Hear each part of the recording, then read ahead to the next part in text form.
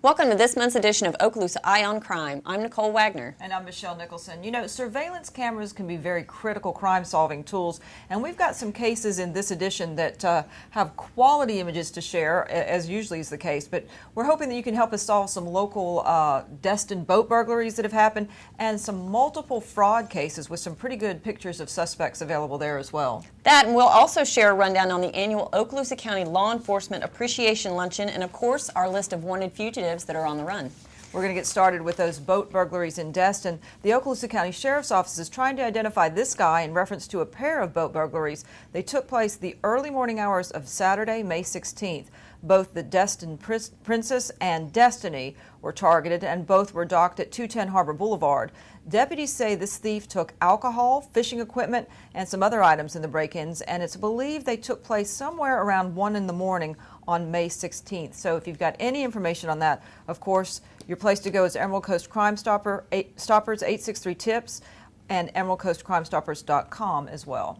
And the Crestview Police Department needs your help identifying this man who used stolen personal information and credit debit card numbers to make unauthorized and fraudulent purchases at the Crestview Publix back on May 19th. So take a look at him. If you know who he is, you can call 863-TIPS. Of course, we give you 3 ways to contact us, the text tipping and also at emeraldcoastcrimestoppers.com. And next up, the Okaloosa County Sheriff's Office is investigating a reported home invasion robbery that occurred in Destin back on April 29th. Now, the victims at 125 Country Club Drive say they were tied up and robbed by 3 to 4 men dressed in black and carrying guns. Now, one of the 2 residents told deputies a locked back door was forced open sometime after 8:30 that night, and he and the other resident were tied up, pushed to the ground while the group of armed men went through the home looking for valuables. They described them as all about 5 foot 9 inches tall, had thin bills, and they apparently spent about 30 minutes in the house before leaving. They were able to free themselves, the victims, get to a neighbor's house and call 911. But anybody with information about this crime, we'd love to hear from you so we can figure out who those individuals are. That's scary. Absolutely scary. In fact, they said one of the victims said that he was punched repeatedly in the back of the head and was pretty beaten up by the folks in this invasion robbery, this home invasion robbery. So anybody with information on that would love to have them share that with the law enforcement agency. Next up is a case from the Walton County Sheriff's Office involving fraud suspects. They have a victim who advised that her credit card had been compromised and used at 2 local businesses. A video shows a Hispanic male and female on March 25th entering the Winn-Dixie in Miramar Beach and purchasing items using a fraudulent duplicate credit card. The victim states that the card was a PayPal credit card that she still had in her possession. The subjects also used the card at the CVS Pharmacy on the corner of 98 and Scenic Gold Drive. So any information on these suspects, contact investigator Taylor Park at 892-8186 or also, of course, Emerald Coast Crime Stoppers. And the Okaloosa County Sheriff's Office wants you to take a look at this video and see if you can identify the man or the vehicle. He used a fraudulent credit card at the Sunoco on Emerald Coast Parkway in Destin back on March 20th. Now, the credit card information used may have been obtained from one of the gas pump skimming devices that were recently found in Destin. And you might recall we found quite a few of those locally and throughout the state. They've been finding those. So take a look at the video. If you recognize him or the vehicle, give us a call, 863-TIPS. Remember, it's 100% anonymous.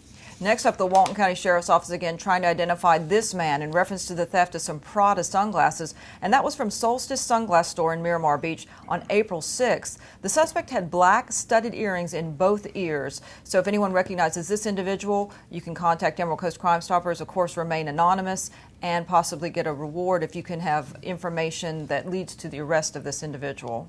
And last up, the Okaloosa County Sheriff's Office is trying to identify these 2 individuals who used a stolen credit card at the Publix in Destin on March 24th at about 5:30. The credit card had been stolen during a smash and grab vehicle burglary that actually occurred a little bit earlier at Bubba Gump's restaurant in Destin. So anybody with information about their identities, give us a call, 863-TIPS. Of course, you can also go to emeraldcoastcrimestoppers.com. Lots of credit card fraud going on lately. So. Yeah, that's why you need to keep checking your statement all the time to see if there's any kind of discrepancies on there that you can address immediately.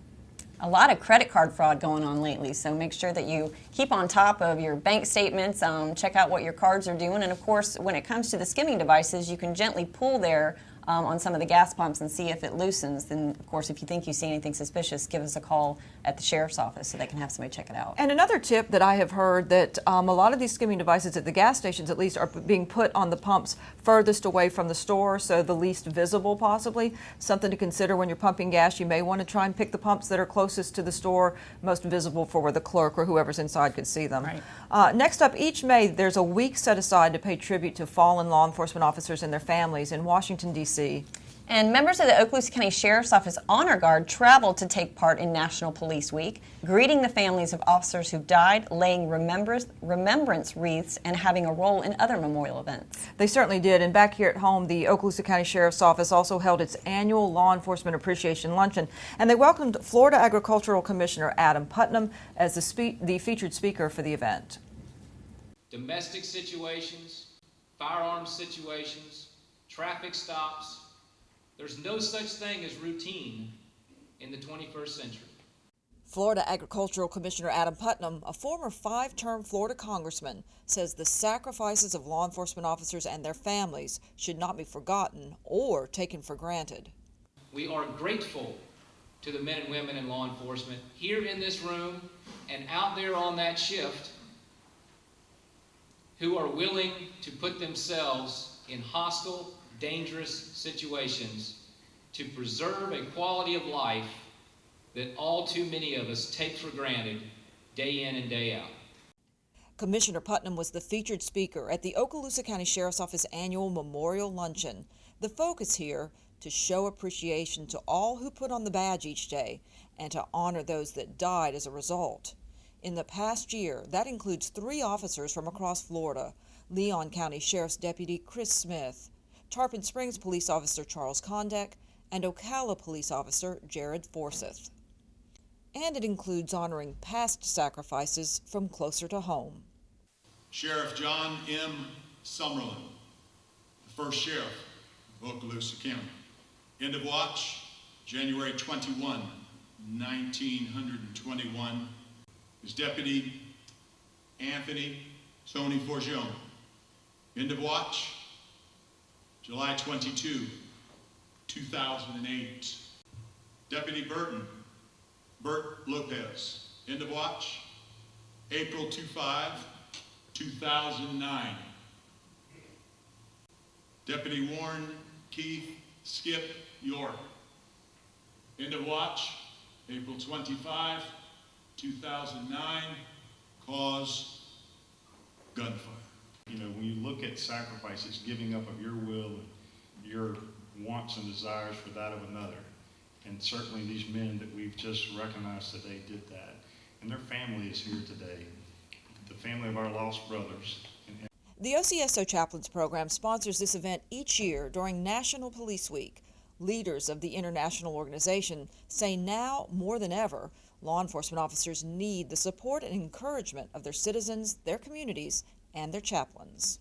We're an understanding ear as well, not just somebody who sits in an office with a shingle, but somebody who lives the life with them, rides with them, walks with them, understands the culture, understands what they face, and can still bring, we hope, a sense of peace and God's presence into a world of turmoil that they have to be in each and every day. Well, it's so important for our communities to rally behind law enforcement. You know, the struggle between good and evil is a timeless struggle, and it's often a characteristic of our country that we're ungrateful, and we're sitting on a 43-year low in crime and yet questioning how we got there and questioning the men and women who make that possible, the thin blue line.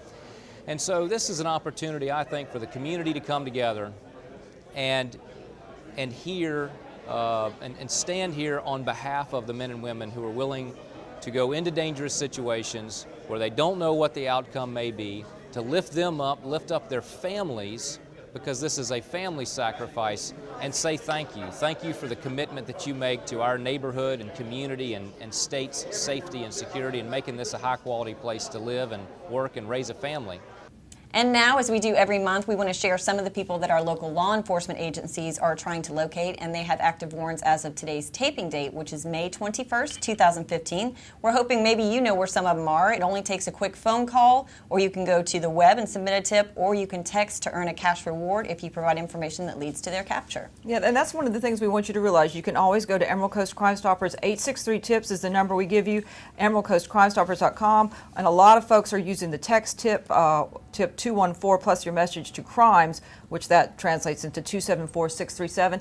And of course, keep in mind you never have to give your name, and you can earn a cash reward, sometimes up to $3,000 depending on the nature of the crime. That's right, and let's go ahead with our first list. First up is Eric Francisco Mendoza, who's 36 years old. He's wanted by the Walton County Sheriff's Office for aggravated battery, burglary, and several misdemeanor charges. Walton County is also looking for Troy Clayton Gavin. They want Gavin for failing to register as a sexual offender. He was last known to live in Ponce de Leon. 31-year-old Crystal Lynn Marie Corkins, who's wanted for violation of probation for providing false information to a pawnbroker, burglary, fraud, grand theft, and dealing in stolen property. The Okaloosa County Sheriff's Office is also looking for Douglas Markel Dawsey. Dawsey's wanted for violating probation on battery and grand theft of a motor vehicle charges, and he was last known to live in Crestview. Next up is Michael Alexander Dean, last known to live on Ed Street in Fort Walton Beach, and he's wanted for failure to register as a sexual offender. Contact Emerald Coast Crime Stoppers if you know where to find Jeffrey Rex Fitzgerald. He's wanted for violating probation on grand theft and possession of a controlled substance charges. Last known address, Alabama Street in Crestview. 30-year-old William James Barcheski, wanted for resisting arrest with violence and trespassing, last known to live over on Rainbow Drive in Fort Walton Beach. Happy to say that Stephen Gabriel Arnett has been located since our last show. But the Walton County Sheriff's Office is still looking for Robert Lee Hutton, and he's wanted for violation of probation for battery on a law enforcement officer, last known to live over in Freeport. Not entirely sure how to pronounce this name. Michael Scotty Laravide or Laravide, 33 years old, wanted by the Okaloosa County Sheriff's Office for violating probation on charges of possession of a controlled substance, possession of marijuana, and possession of drug paraphernalia. His last known address was on Miracle Strip Parkway in Fort Walton Beach. Next up is Joshua James Pickard, who's wanted by the Walton County Sheriff's Office for violation of probation for possession with intent to sell, manufacture, or deliver a controlled substance, possession of marijuana, and possession of drug paraphernalia, last known to live in Defuniak Springs. We're going to be able to scratch Timothy Joseph Hairston off of the show because he has been located. But we're still looking for 19-year-old Lewis Jeff Ingram, who's wanted for failure to appear for larceny and theft, last known to live on Navy Street in Fort Walton Beach. The last known address for Misty Patrice Weathersby was also in Fort Walton Beach. She's 41 years old and she's wanted for 7 counts of worthless checks. Larry Neal Brown II, who's 35 years old, he's wanted for violation of probation for aggravated battery with a deadly weapon, criminal mischief, and battery, last known to live on Angela Lane in Mariester. And moving on to some pretty neat video we wanted to share with you. Okaloosa County deputies joined a wide range of competitors. That included 2 nationally ranked individuals and other law enforcement officers. They had military folks, civilians, all came out to show off their marksmanship skills, and that was at a precision tactical arms training is what they call it at the K&M range in Baker. But basically, we got a copy of some of the video that shows these shooting skills that are pretty impressive. We wanted to share those with you.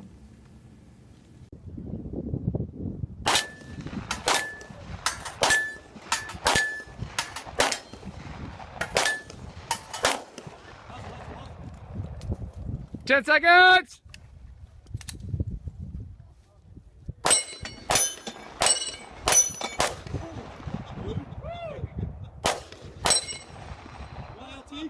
Boom!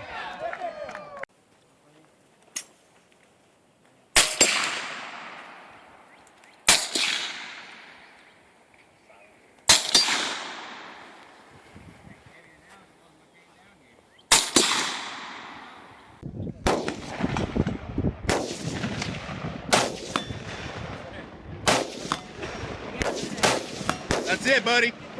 That's money. There you go.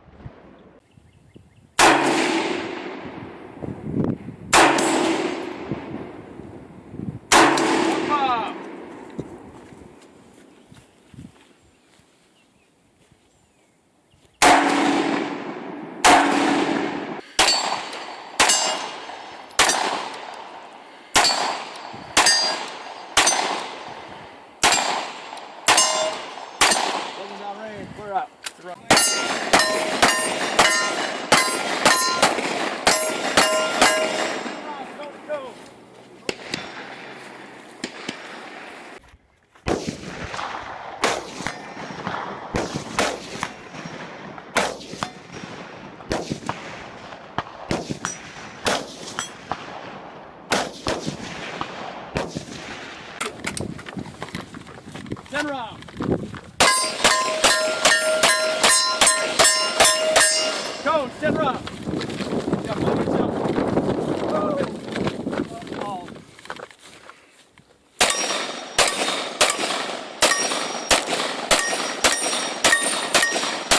Know your limits.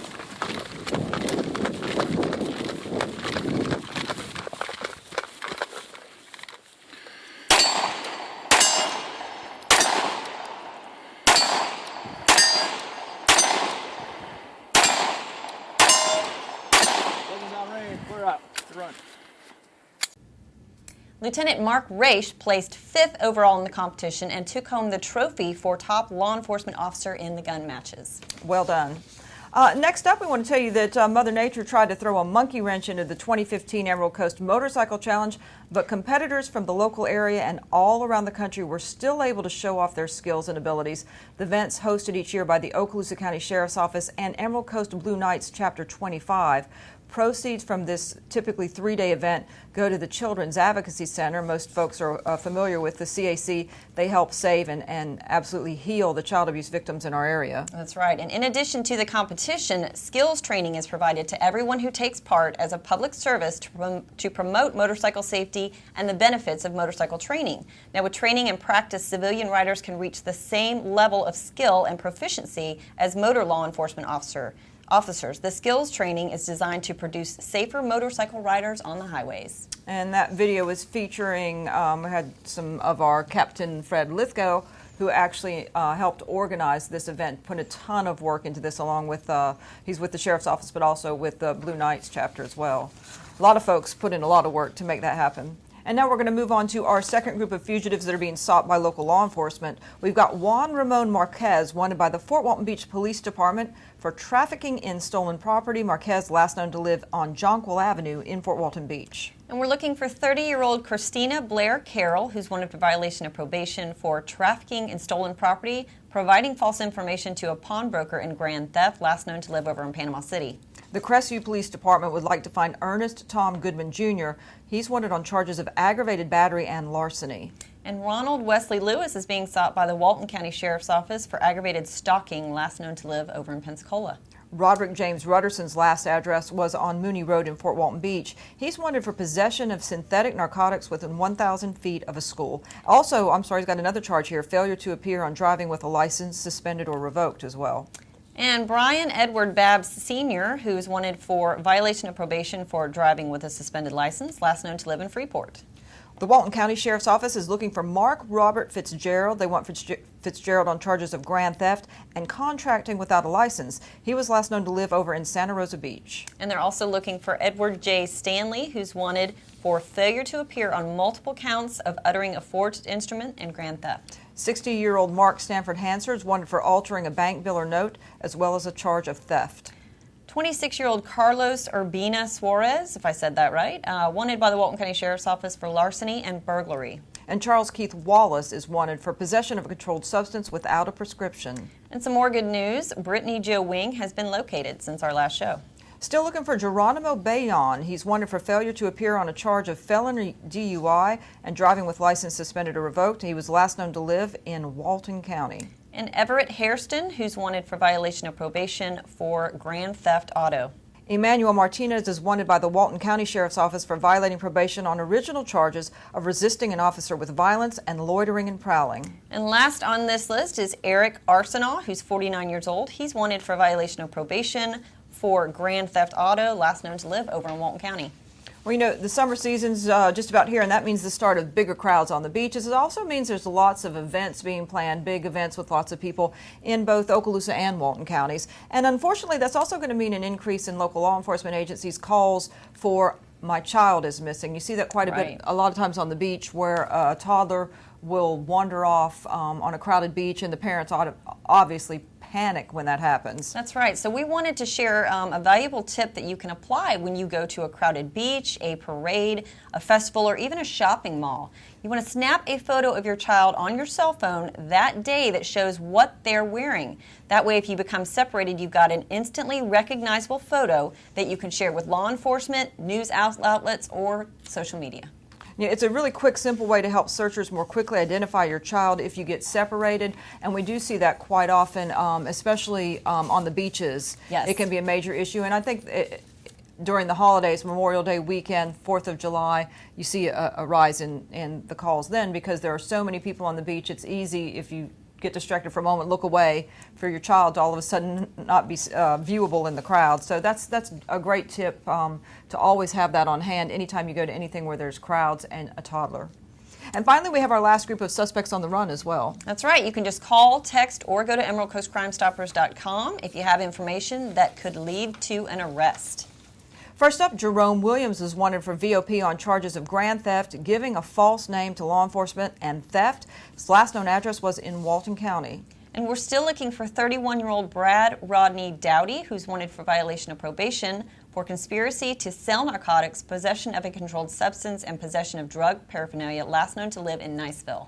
Still looking for Jason Michael Oliver, wanted for violating probation on charges of grand theft and uttering a forged check. And the Fort Walton Beach Police Department is looking for John Henry Bonner, and he's wanted for grand theft and violation of Pawnbrokers Act and non-payment of child support. Daniel Wesley Arthur has been on our list for quite some time, and they'd certainly like to locate him. He's wanted for felony neglect of an elderly or disabled person without causing great bodily harm, possession of a controlled substance, and deception, or by deception, and theft, last known address in Fort Walton Beach. And last person on our list is Lonzell Knox. He's 27 years old, and Knox is wanted by the Walton County Sheriff's Office for aggravated battery.